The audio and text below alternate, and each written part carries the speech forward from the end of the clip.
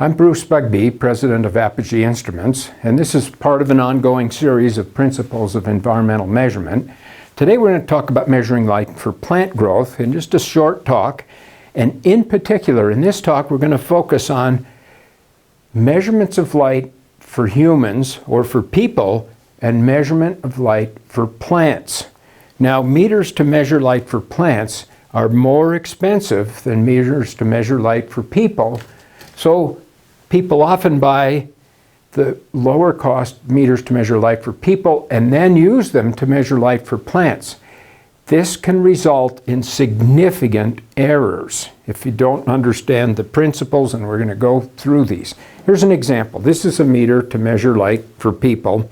Footcandle meter reads out in foot candles. Here's an Apogee meter. Looks similar to measure light for plants, and then of course you can buy these with separate sensors. There's a lot of variations, but we're going to focus on the key differences in these. There's a lot of terms for this, but let's go right to the next slide. Blank slide.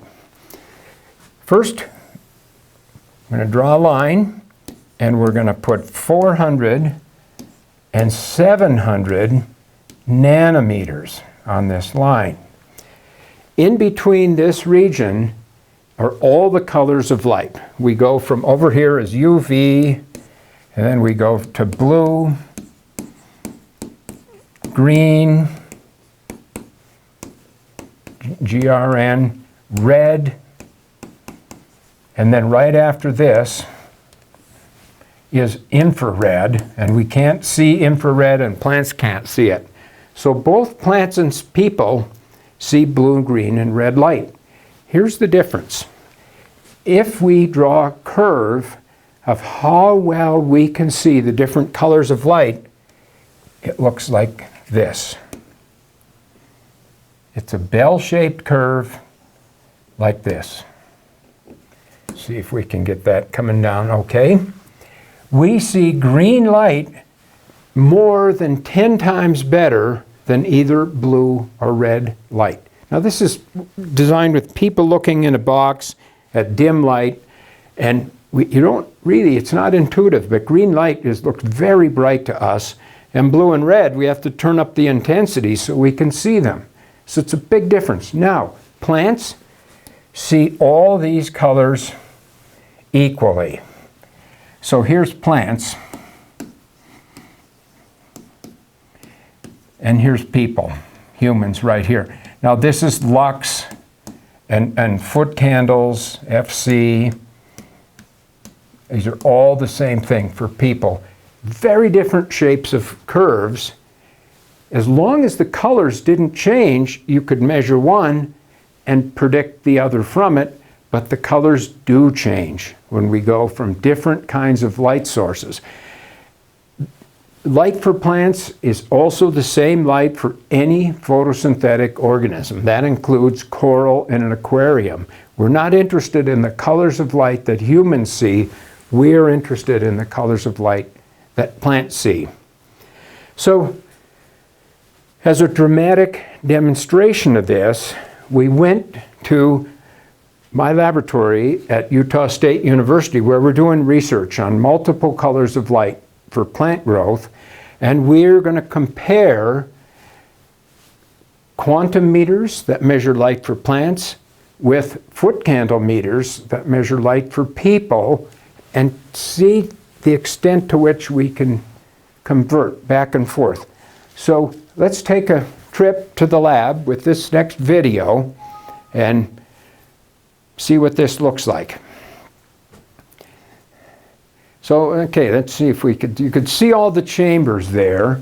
These are all chambers that we used for plants in space. There's a picture of an astronaut that's holding the plants. These little chambers are on the space station where we're using LEDs. So we want to measure light for plants. All right, now let's take the first, and here's a quantum sensor, an Apogee quantum sensor. This is a research grade foot candle sensor. This is a $1,000 foot candle sensor to measure light. So we got that with perfect accuracy and excellent accuracy. And then the foot candle meter here. Now let's take a look at what we get in the first chamber with cool white fluorescence. Every chamber is designed to have 200 for, we can take a stop right there, 200 for quantum flux, photosynthetic radiation, and then this is what the Footcandles is. Now that first chamber, this was about 1200 and this was about 200. So this is about 6 times as much as this. And at the end of this, we'll come back to these numbers and compare these ratios. Now let's go to the next chamber. Remember there was a 6-to-1 ratio there. Now we close the door. About 200. Ooh, this is almost an 8 times ratio in this chamber. So this has equal light for plants, but if you measured it for this, you'd be way off. You'd think this should grow better plants, and it does not because the ratio changes. Let's keep going with chambers. Now we'll go from a neutral white LEDs. You can see the color, the warm white LEDs. Close the door. Keep going just a bit. We get there, 200. Now look at this, 1300 here. So yet a different ratio, even though the light for the plants is the same. And now let's take one more chamber. Now there was 200 and 1300. Now we're going to take this sensor out of this chamber. You can see the ratio of the two there. And now we're going to go to an LED chamber. This is red and blue LEDs. Very commonly used for plants. Now look at the ratio. 200, whoa. The other ones were 1,200 to 1,600. This is only 649.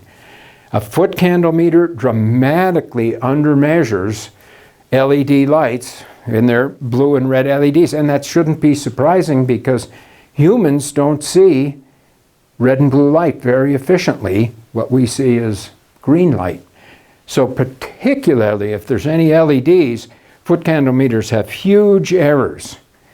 So this is an example of these measurements very quickly made under different types of lights. Now let's go back to our slide and summarize this data. Now we've watched this video many times to get these numbers. Here's a summary of the data. First, cool white. The PPF was 200. The Footcandles was 1,728. And the ratio is 6.4. Now this would be okay. If it's always a 6.4 ratio, we could just measure this and divide by 6.4 and predict plant growth. Now let's look what happens when we do neutral white. PPF 200, boom, this jumps way up 7.9x. This difference right here is 23%. So using a Footcandle meter, just with cool white and neutral light, 23% error. That's pretty significant. Let's keep going. Warm white, that's in between. 12, 15, 13, all with the exact same light for plants, different ratios here. So if 20% accuracy is good enough, you could get away with the Footcandle meter, but let's look at LEDs. Remember how low that number was, 620, 3.1x? This is off by like 100% compared to these other meters, even though this would grow excellent plants. So for any kind of precision work for plants, you really need to buy a photosynthetically active radiation meter. They're called quantum meters. They're calibrated and designed to measure light for plants. Think of the investment that people make in growing indoor plants. They spend hundreds of dollars on the lights, and without a meter to measure the lights, you can't tell if your lights are aging. You can't tell if why the plants are growing in one place, better in one place than another. You really need a quantum sensor or a PPF meter. Thanks for listening. We'll talk to you again soon. Bye.